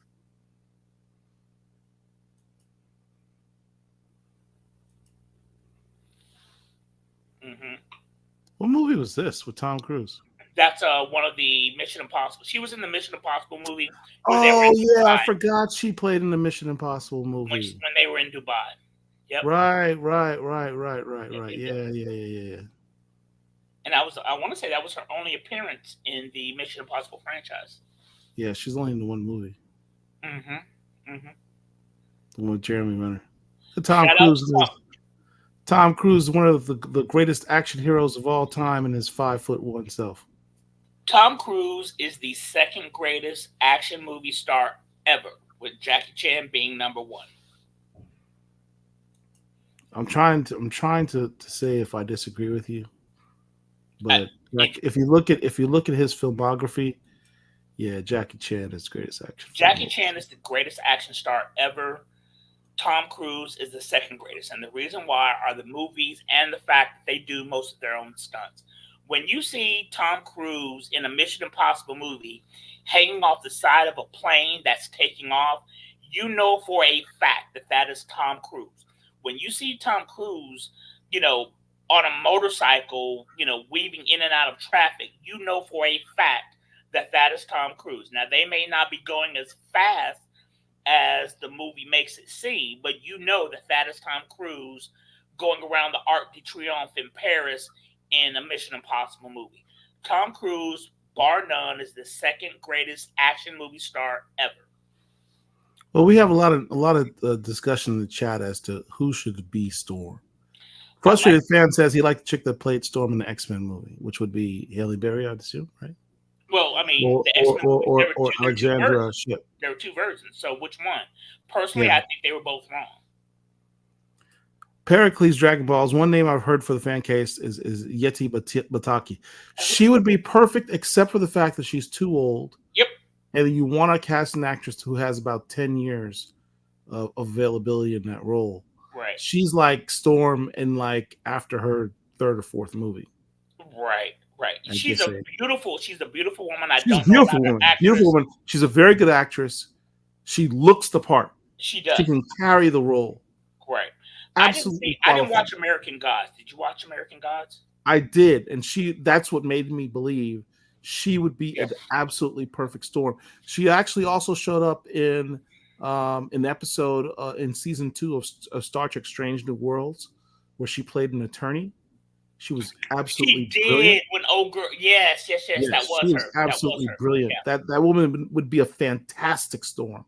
20 years ago, she's way 20 years ago. Yeah, she's way too old now. But she would kill that role. Yes. My understanding that when the X-Men movie was being cast, Angela Bassett was considered for the role of Storm. She was the first offer. Right, but something happened between her and her agent and them getting back to them and the money involved or something. Angela Bassett would have been perfect.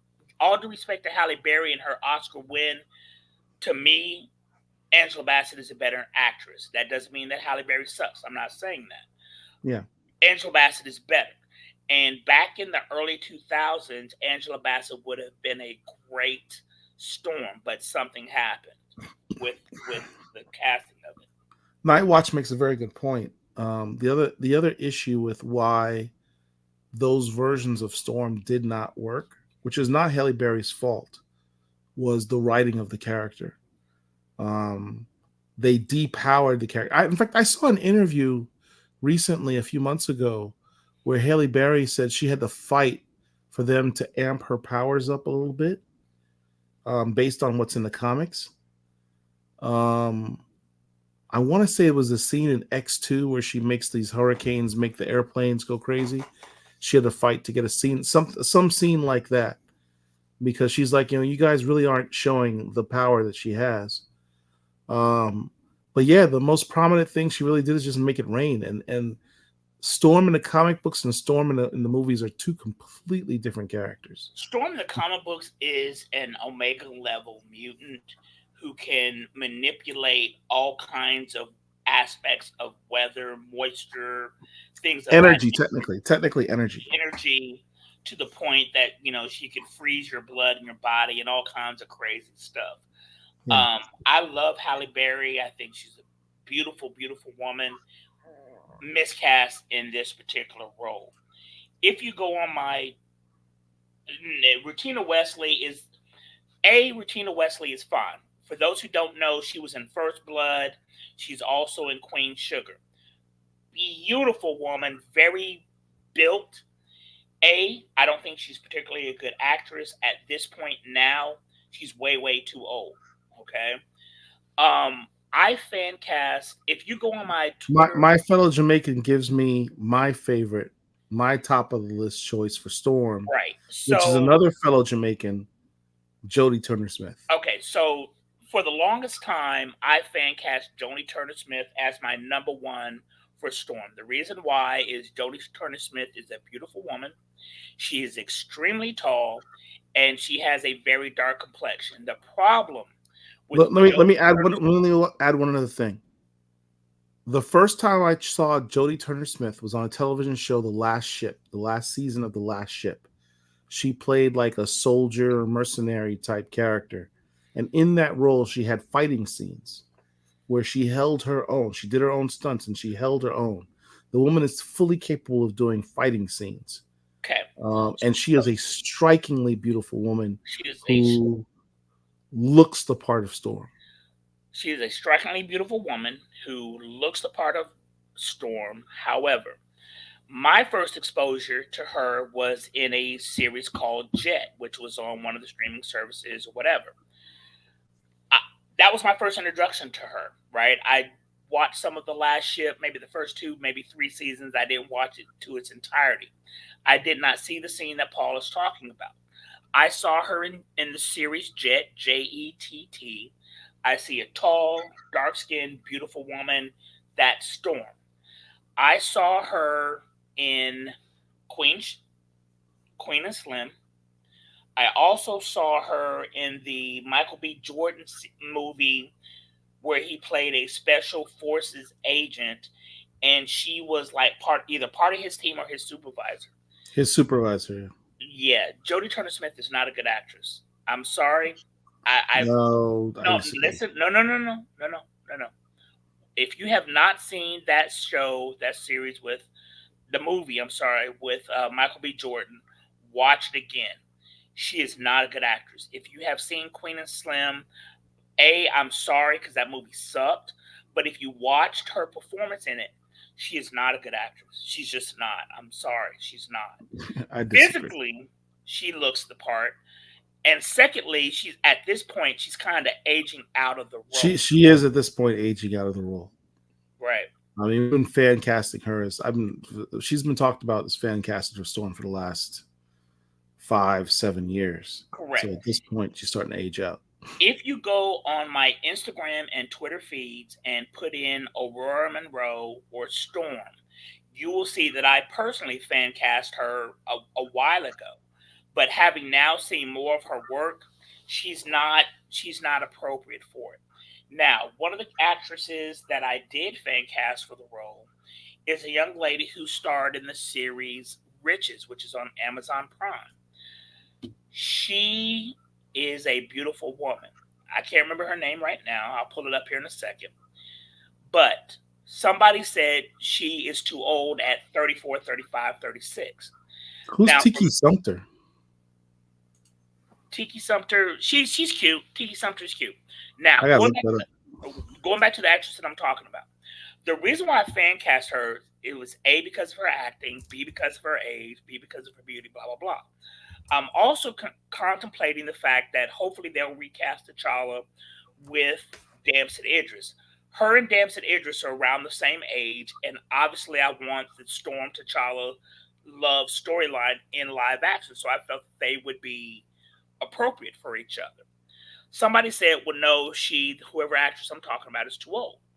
There's another actress who is absolutely beautiful. Now, I don't know if I sent you this picture, Paul, but the actress, if you watch the Black Lightning series on the CW, there was an actress who played, her name is China McClain. She played Jennifer Pierce, one of Jefferson Pierce's two daughters, right? Right. One of her best friends from whatever show she was on as a young child died. And so she decided that she no longer wanted to be. That's Tiki Sumter. This is Tiki Sumter, by the way. That's Tiki Sumter right there. This actress, China McClain, decided that she no longer wanted to be on Black Lightning. So what they did was they recast the character to somebody else. The somebody else that they chose is an actress who is absolutely drop dead gorgeous.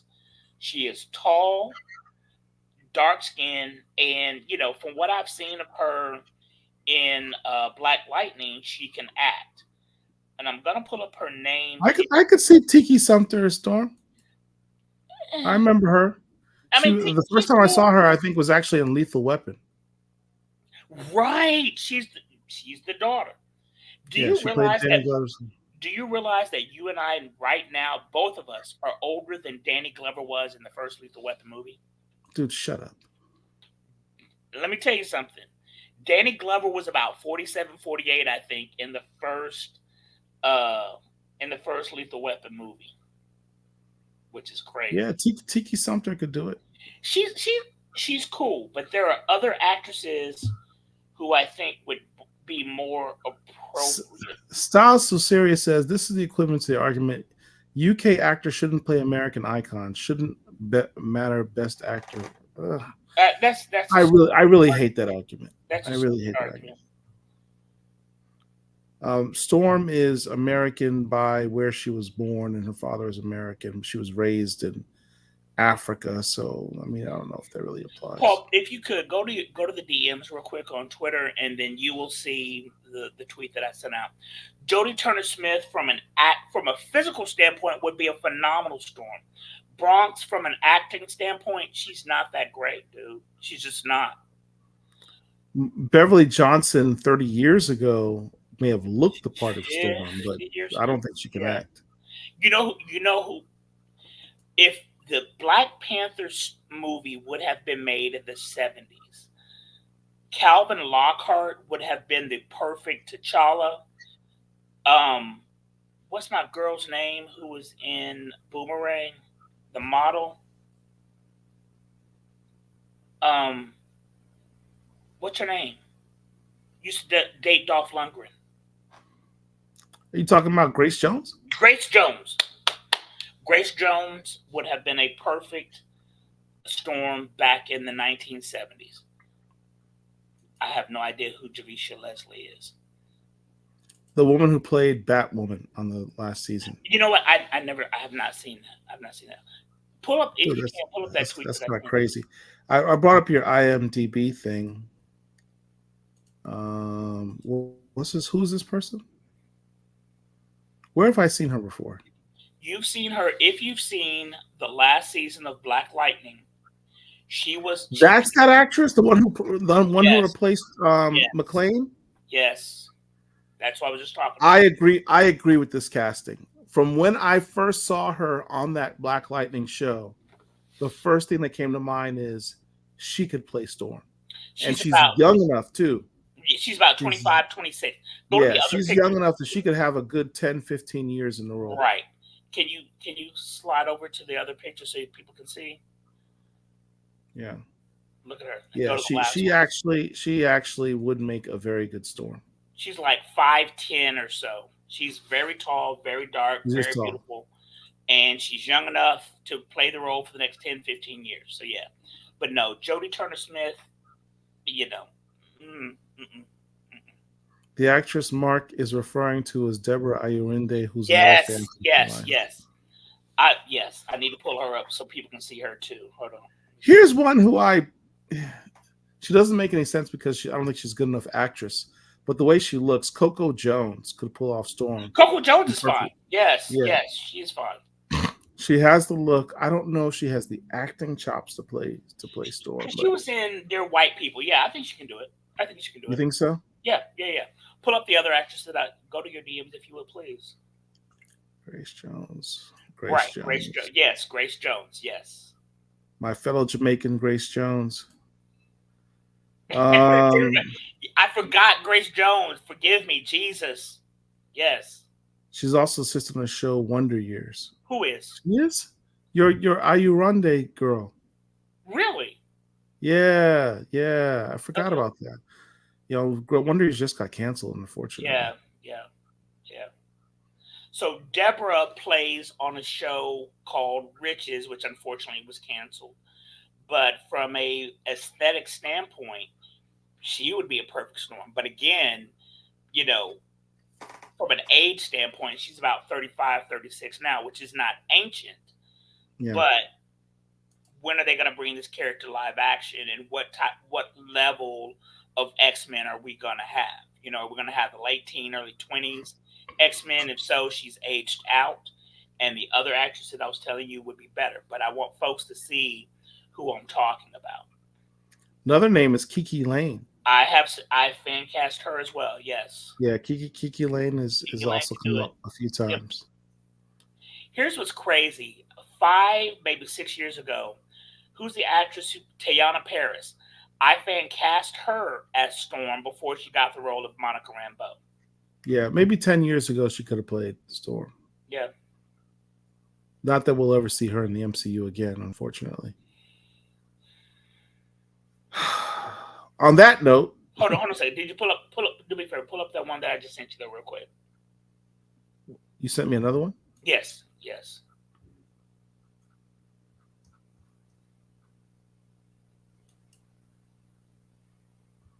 Who is this? That's a young lady by the name of Deborah, something that I cannot remember off the top of my head. But I thought that was the one from Black Lightning. No, that's somebody else. All right, hold on. Gosh darn it. Now, what's crazy is the one that I just sent Paul, that hopefully he's about to pull up, is a young lady by the name of Deborah Ayurinde. Right, and I thought that's who I'm. All right, fine. I don't know who this person is then. Right. Correct. Who is this person?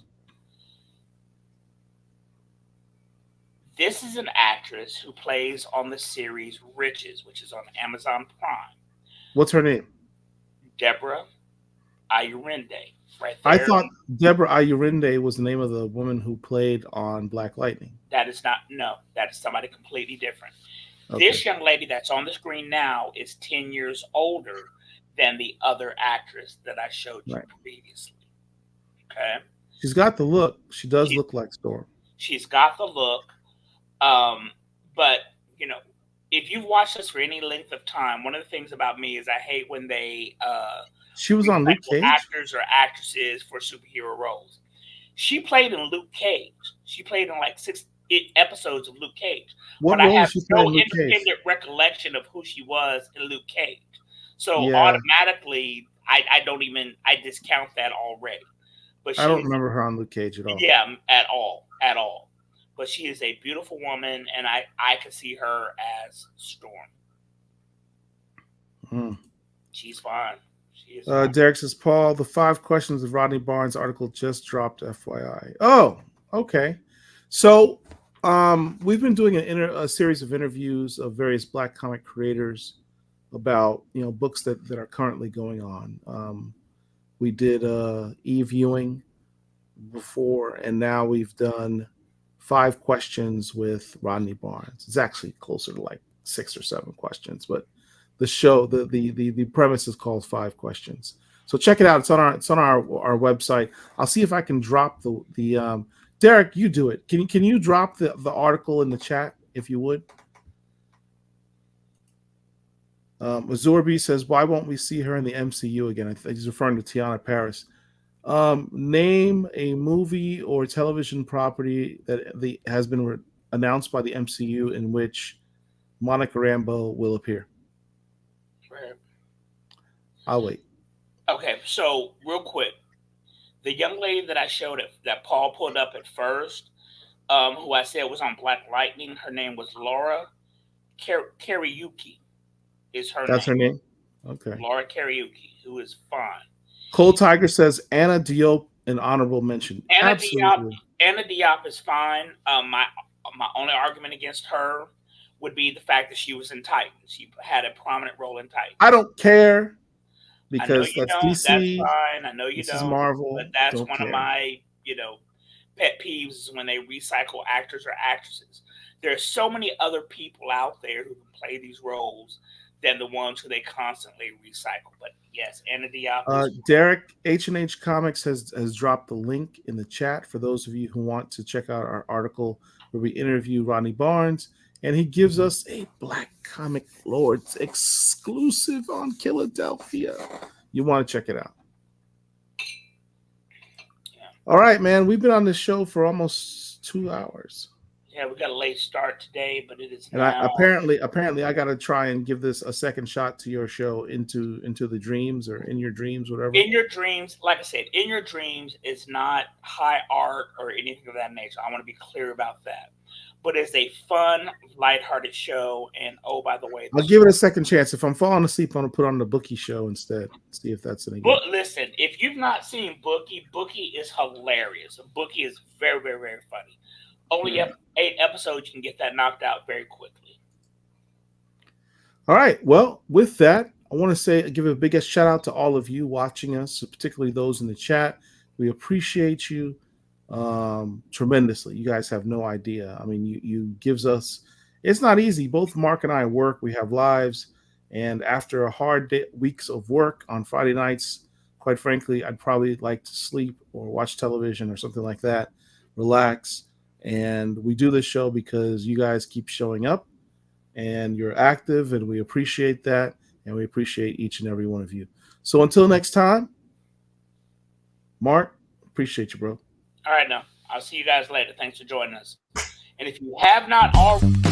Shout out to the Black Comic Lords for having me on the show, and also for... I don't even know how that just happened. What were you going to say? Basically, I was going to say... If you've not hit subscribe, make sure that you hit subscribe. And with that, soon as you say that, Frustrated Fans drops us the super chat. We appreciate that, man.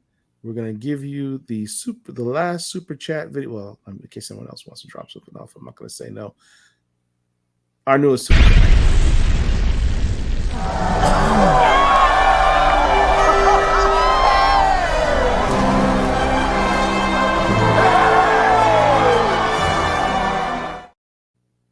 You don't have to watch the first Black Panther again. I haven't seen that in some time. I almost watched it again the other day just for nostalgia purposes. Yeah, I'm gonna have to watch it. Okay, how many times have you seen Wakanda Forever? Technically twice. Once because I went to the theaters to see whether or not they're going to kill the guy, which they did. And twice because my daughter insisted that, Daddy, you gotta watch this movie. There's lots of black women in it. And I was like, all right, well, based on that premise alone, my daughter's asking me to watch a movie with her. I'll never say no to that. And I guess the one positive thing is you do get to see a lot of black woman representation, and there's which is nothing important, wrong with that. which is important for me, for my daughter. So there's nothing wrong with that. Oh, So that's those are the two reasons. Those are the two reasons I watched the film twice. Did you see it in the theater twice, or did you watch one in the theater and one streaming? I think I saw it in the theater once, and then I saw it streaming with my daughter. I don't think I took her to the movies to see that movie. I didn't spend extra money on it. No. Yeah, I've yet to see it. I never will, but you know. Well, I mean, at this point, it's on streaming. You can watch it basically for free. So Yeah, no, I won't. no reason not to watch it. Yeah, no, I won't. That's hardcore, but I respect it. Yep. Peace, y'all. Shout out to the Black Comic Lords for having me on the show, and also. All right, why do I keep playing the same freaking video? Recast the child. That's all I'll say. Recast the child forever.